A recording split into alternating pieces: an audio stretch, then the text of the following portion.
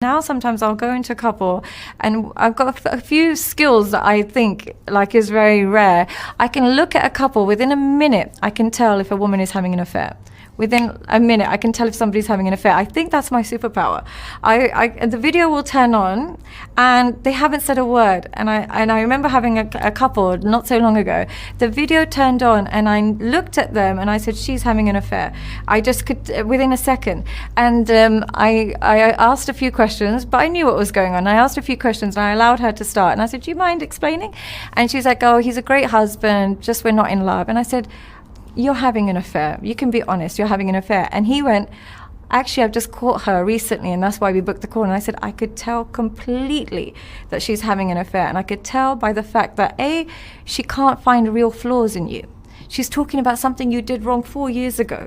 Or she'll mention that, oh, he, was emotionally abusive because he didn't remember an anniversary 5 years ago. They bring up things from the past and make the man feel guilty today because they're trying to cover up with what's the real problem. And the other thing is they're totally disconnected. They're checked out of the relationship. When a woman's genuinely loyal in the relationship, I turn on the camera and she's almost in tears, like, "My marriage is falling apart, help us." But this woman was so disinterested, so like this, okay, looking around, and he's suited and booted and ready for this call. I said, within a second, I could tell she's having an affair. And I said, "You are going to waste your life trying to change and believe that it's something to do with today's problems." She's disconnected. And it's like that, I can tell. So I think my skill set, whereas before I would try and figure out if there's an emotional disconnect or if there's something to do with conflict, now I'm just like, "I'm so sorry, but I can spot it a mile away now." Yeah. And I can also tell on the other flip side of things, I can tell when a man is addicted to pornography. Those have become my skills. I'm like, okay, and I'm like, okay, this is what's really going on. And like that. So those have become my two skill sets, which is a terrible skill set to have, by the way. Can you imagine having a dinner party and being like, porn addict, cheater, that's kind of what it's become. You have a sixth sense. Yeah. Because it's a skewed, like I said, if you're a doctor and all you're getting is one particular illness, you can walk into a room and spot it on people's faces. It happens the same with psychological illnesses. But we're talking in generalizations. Of course, yeah. And there are women who are pure-hearted. I'm not talking about all women. I'm just talking about the ones the men that, this is the thing when people say, "Oh, generalizing. Grow up. You're not paying for a one-to-one session in a podcast. You're not paying for a personalized experience about you. Somebody's telling you about their generalizations because they can't physically discuss every intricacy of every person." But this is the danger of getting your psychotherapy on a if you want your personalized experience, go book a session. But if you expect a podcast to talk about every intricacy about you and your partner and your relationship, it's not going to happen. Except that when people go online, when people give it's a general explanations of what they've experienced, because otherwise it would be pointless pointing out the one tiny anomaly. Generalizations are there for a reason. That's the whole point of every psychological theory is a generalization. Are there? You can give me the female perspective, but this applies to men as well. We're so focused on, like, you have to be this for your partner, you have to be that for your partner, and to make it work, to go in a positive direction. But are there situations where you can find somebody who is the right partner, but you're just not able to accept them?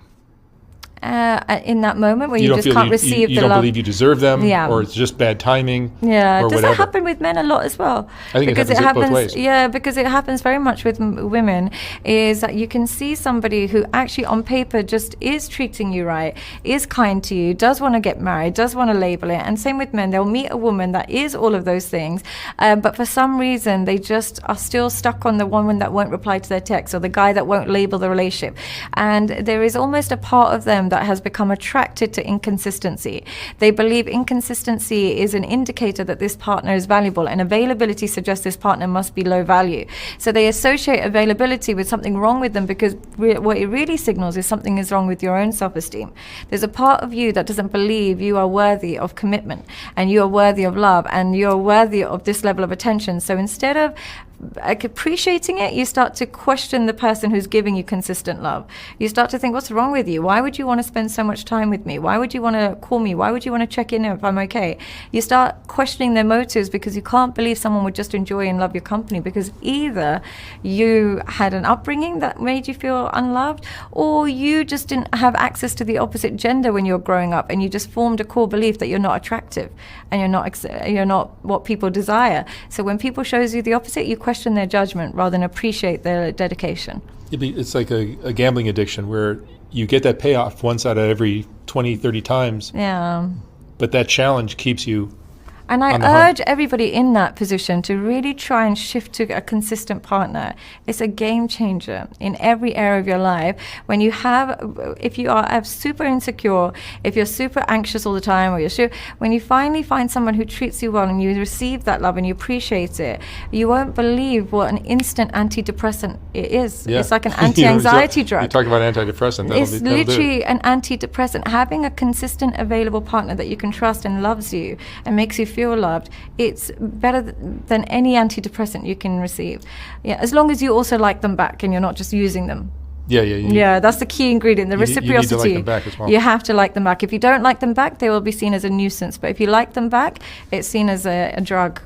Do you believe that there always has to be an imbalance in terms of one partner liking the other one more? Or can both people like each other equally? One thing, I don't know whether there should be, but one thing, biggest mistake I think online is the belief that your husband should like you more than the wife. The man should like the woman more. I always say it's so essential that the woman likes the man more than he likes her. Essential. And the reason I say that is when a woman likes a man more, because divorce is in her hands a bit more, men are relatively placid when it comes to relationships. They are relatively okay with monotony.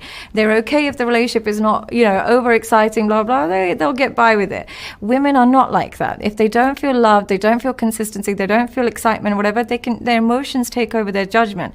So when a woman loves a man more than he loves her, I'm not saying that's ideal, but the relationship lasts a lot longer because she's willing to fight through the rough times. But when a man likes a woman more. Hi guys, welcome back to my Patreon, where every single week you can tune in and get exclusive content. Not only that, but you can also message me anytime and receive a response within